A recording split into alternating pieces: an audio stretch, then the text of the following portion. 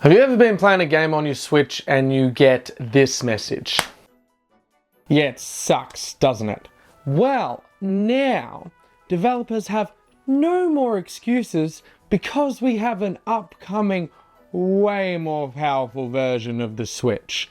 These are the games I think are in desperate need for a Switch 2 version because they just don't run as well as they could on the Stone Age console we know as the Switch. So the first game we're going to talk about is Sonic. Sonic Frontiers. I was so hyped for this game in the lead up to it.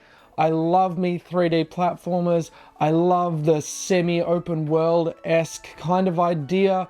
I think it really could have taken Sonic to that next level.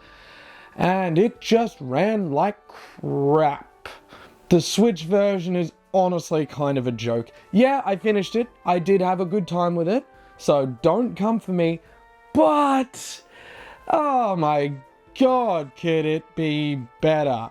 The pop in, pop out in this game is ridiculous. Asset load in takes so long. Yeah, the world looks really pretty. But because of that pop-in, it's just not there half the time. I think Sonic Frontiers could really do with a Switch 2 port. Apparently the game ran amazingly on the PlayStation and the Xbox, but I never had a chance to play those versions. So as far as I know, this game runs like a potato on a potato, and now we have a more powerful potato. Seems like a no-brainer to me. Now, the second game is actually a game or pair of games that is confirmed to be getting a Nintendo Switch 2 upgrade, but I just couldn't not throw Pokemon Scarlet and Violet into this list, because, come on. I mean, come on. I am sure Game Freak has access to the resources to be able to make this run well on the base Switch. They're clearly lacking in something, be it time or manpower or whatever it is. Maybe it's Switch hardware. So with any luck, these Switch 2 upgrade versions of Pokemon Scarlet and Violet are actually going to make those games playable.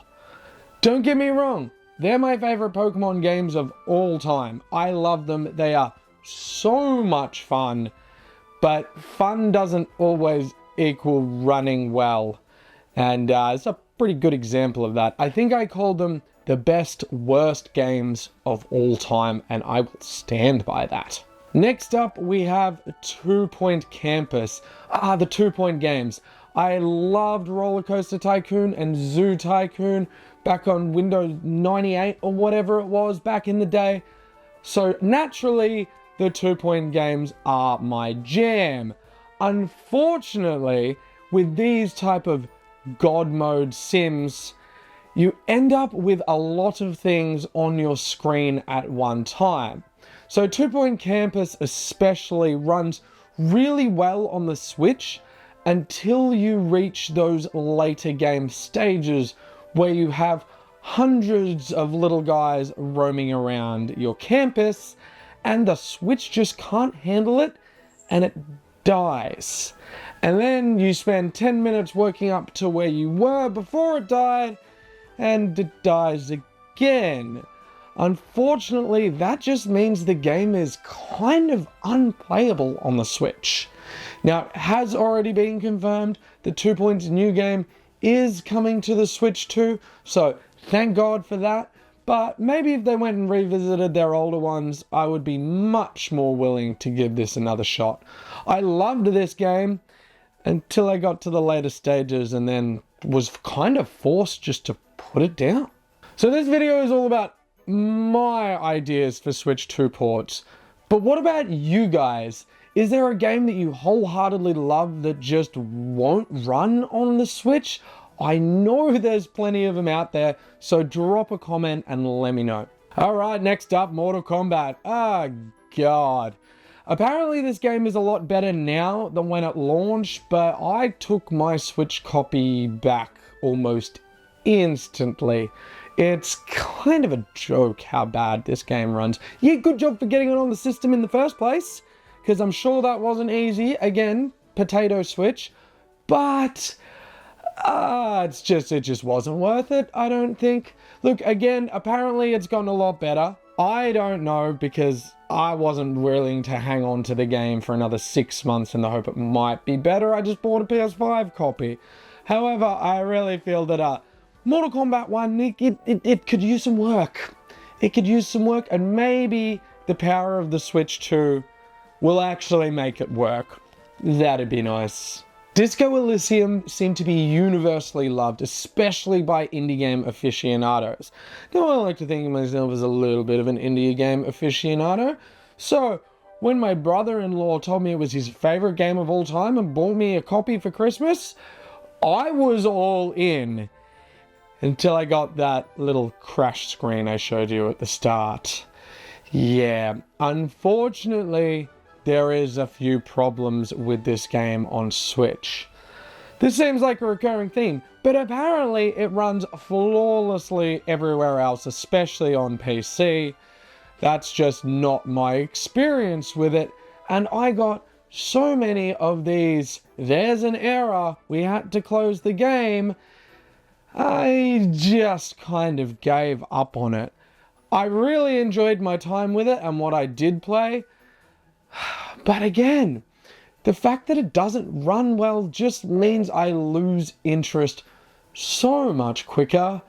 And I really feel like I owe this game another shot. So if there is a Switch 2 version that gets released, I will be on it day one, because I just feel like I owe that game more time than I got to spend with it.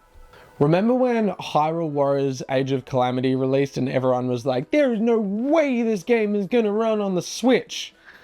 Well, it did, and it has been doing for the last couple of years.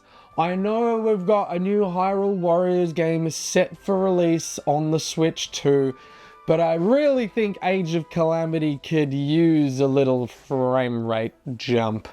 It gets pretty slow at times with that amount of enemies on screen. Again, this is just so much props to the developers for even getting the game running on the system, but there was obviously some limitations with the Switch's hardware. Look, am I going to go back and play Age of Calamity if there is a Switch 2 version? Yeah, I'll probably just stick to the latest Hyrule Warriors that's going to be natively on there anyway. But there is no doubt that Hyrule Warriors Age of Calamity could use with a little fresh coat of paint on some hardware that is much more powerful.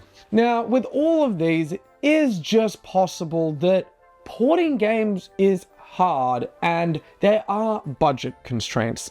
Of course, I completely understand that. I've said it multiple times in this video, but props to developers for just getting their game on Switch in the first place. I'm sure it wasn't an easy thing to do with that old hardware. Now, this next one is kind of one that I think maybe the developers run out of budget because it was an indie title.